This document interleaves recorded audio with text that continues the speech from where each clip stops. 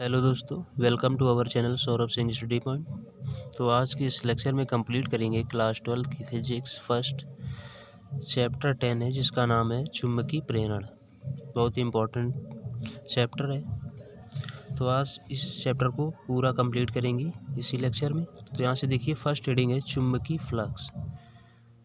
बहुत ही कम टाइम में इसको पूरा ख़त्म करेंगे। तो देखिएगा, इस चैप्टर की फर्स्ट हेडिंग है चुंबकीय फ्लक्स।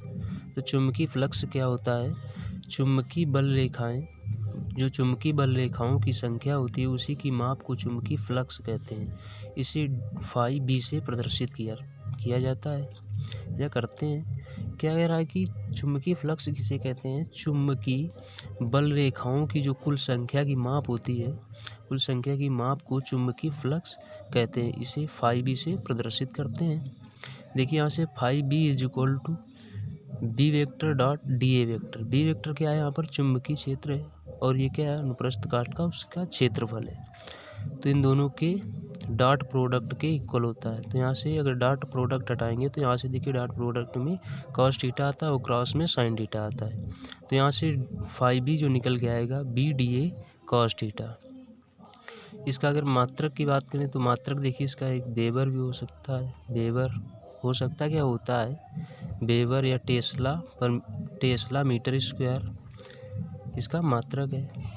और इसकी यूनिट की अगर बात करें तो यूनिट इसकी क्या निकलेगी? देखिए यहाँ से एक ये मात्रक दिया गया, न्यूटन मीटर पर एम्पियर। अगर इसकी यूनिट की बात, वीमा की बात करें तो वीमा क्या निकलेगी? देखिए, न्यूटन की वीमा होती एम एल T-2।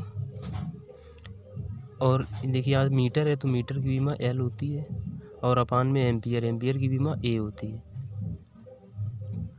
तो यहाँ से देखिए, इस ए को जब ऊपर ले जाएंगे तो यहाँ से निकल के आएगा मुझे फाइनल जो विमीय सूत्र इसका। तो क्या निकल के आएगा? ML2T-2A-1। अब देखिए इस चैप्टर की नेक्स्ट हेडिंग क्या है।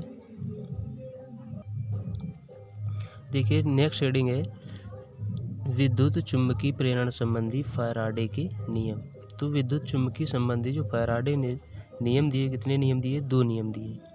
देखिए, प्रथम नियम और द्वितीय नियम। तो इसमें समझेंगे सबसे पहले। देखिए फर्स्ट नियम को, यहाँ से प्रथम नियम।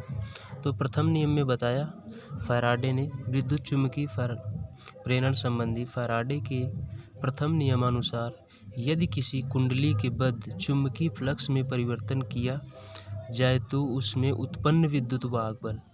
देखिए यहाँ से फैराडे के नियमानुसार बताया गया कि यदि किसी कुंडली के बद्ध चुंबकीय फ्लक्स में परिवर्तन कर दिया जाए तो उसमें उत्पन्न विद्युत वाहक बल चुंबकीय फ्लक्स परिवर्तन की ऋणात्मक दर के बराबर होता है।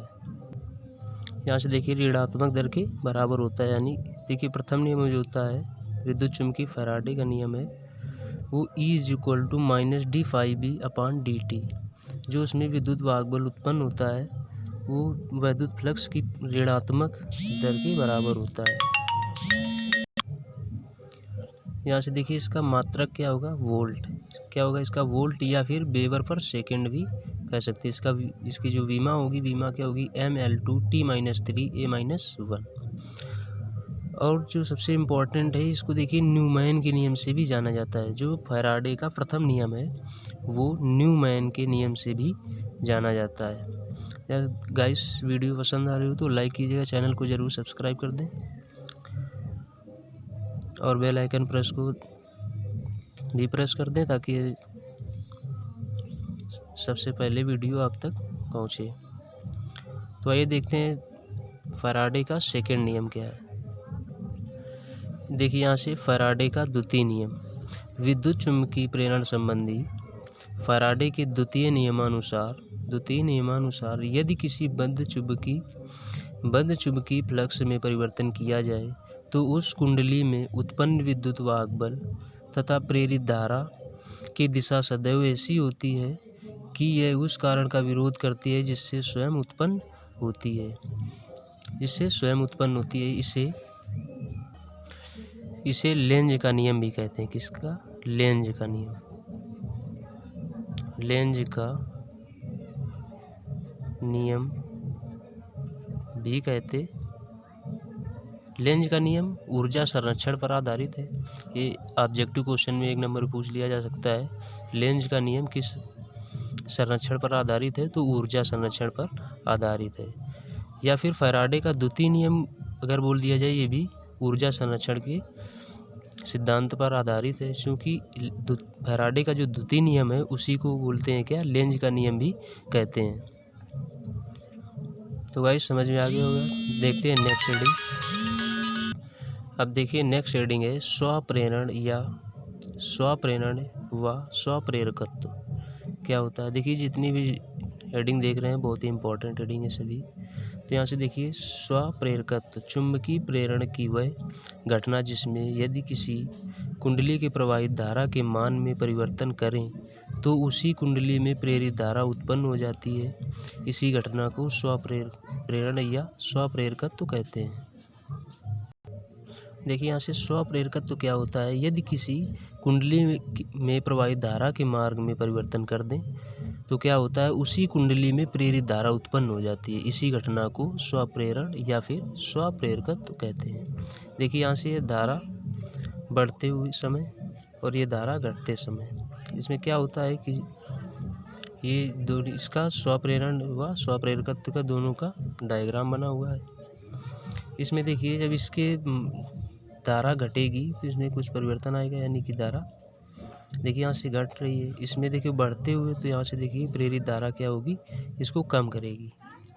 अगर धारा किसी कुंडली में धारा का मान अगर बढ़ जाता है तो क्या होता है कि प्रेरित धारा जो उत्पन्न होगी वो उसको रोक देगी, यानी कि विपरीत दिशा में प्रेरित धारा उत्पन्न होती है।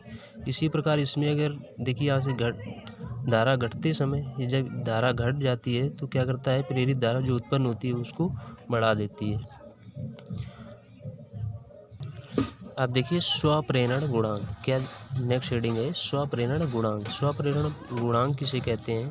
यदि किसी कुंडली में प्रवाहित धारा एकांक हो तो, यदि किसी कुंडली में धारा प्रवाहित हो रही उसको एकांक मान ले तो उस कुंडली का स्वप्रेरण गुणांक चुंबकीय फ्लक्स ग्रंथिकाओं की संख्या के बराबर होगा। यहाँ से देखिए फार्मूला लगे N/d∅B अनुक्रमानुपाती DI जो धारा प्रवाहित हो रही है उसमें। यहाँ से N/d∅B इज इक्वल टू, यहाँ से देखिए अनुक्रमानुपाती जब हटाएंगे तो यहाँ पर एक नियतांक आ जाएगा जिसको L से डिनोट कर लेते हैं।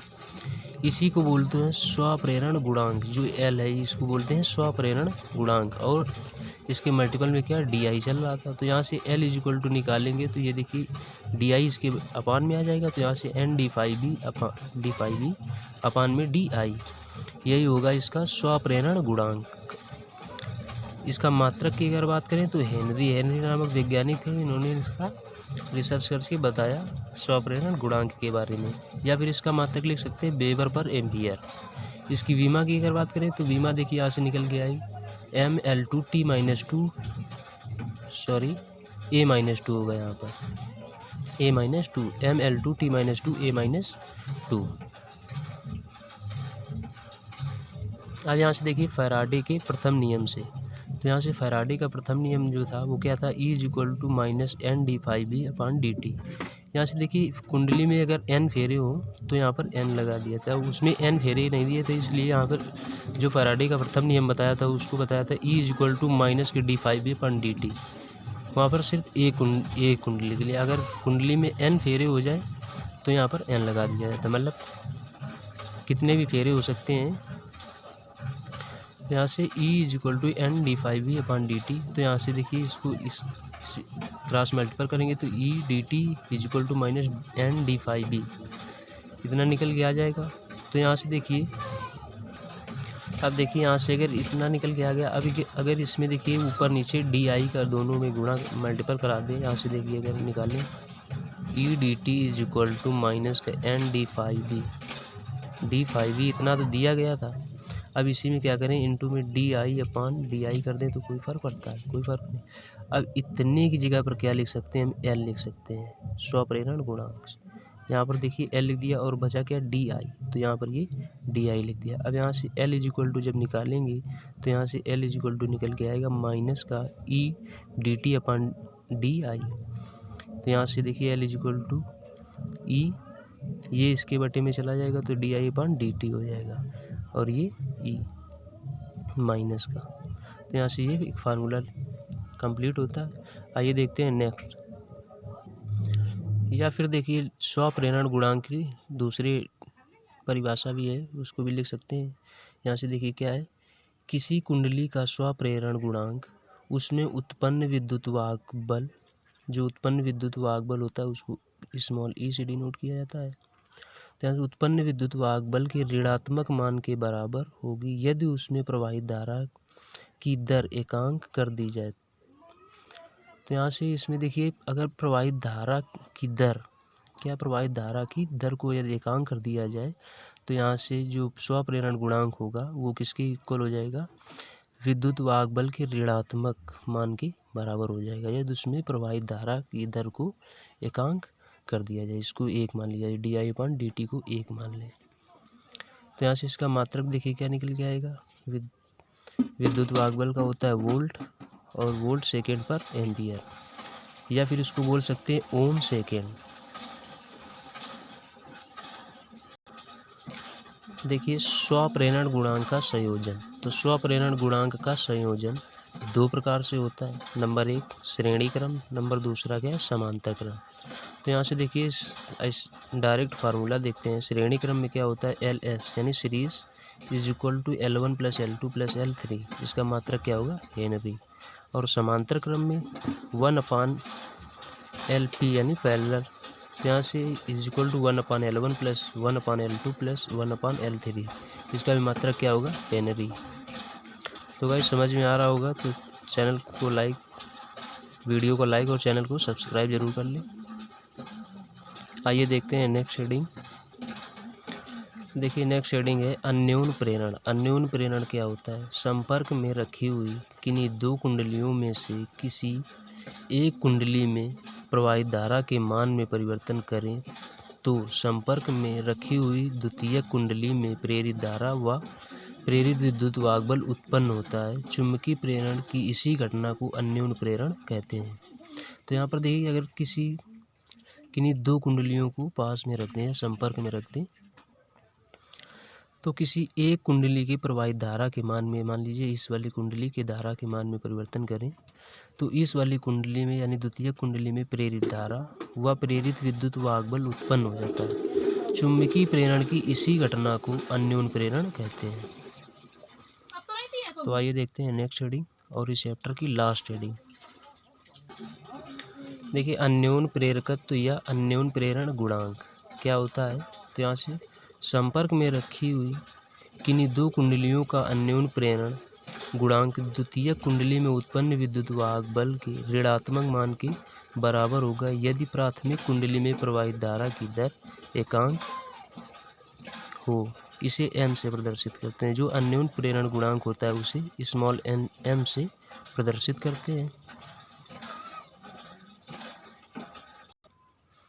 तो यहाँ से देखिए समझ में आ गया होगा क्या कि संपर्क में जब दो कुंडली रखी होंगी तो किसी एक कुंडली में क्या करें कि उसकी धारा के मान में परिवर्तन करें तो द्वितीय कुंडली में उत्पन्न जो विद्युत वाहक बल होता है वो ऋणात्मक मान के बराबर होगा यदि प्राथमिक कुंडली में प्रवाहित धारा की दर एकांक कर दी जाए, इसको एक मान लिया जाए तो क्या होगा ऋणात्मक मान के बराबर होगा किसके, विद्युत वाहक बल के ऋणात्मक मान के बराबर होगा अन्योन प्रेरण गुणांक।